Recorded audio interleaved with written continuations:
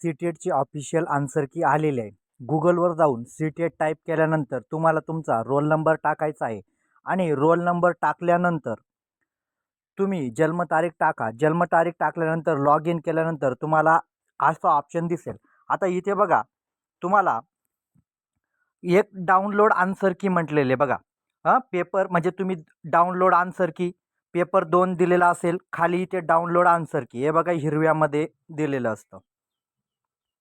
हे बघा इथे पण डाउनलोड आन्सर की आहे आणि इथे पण डाउनलोड आन्सर की म्हणजे तुम्ही दोघं पेपराच्या आन्सर की डाउनलोड करू शकतात.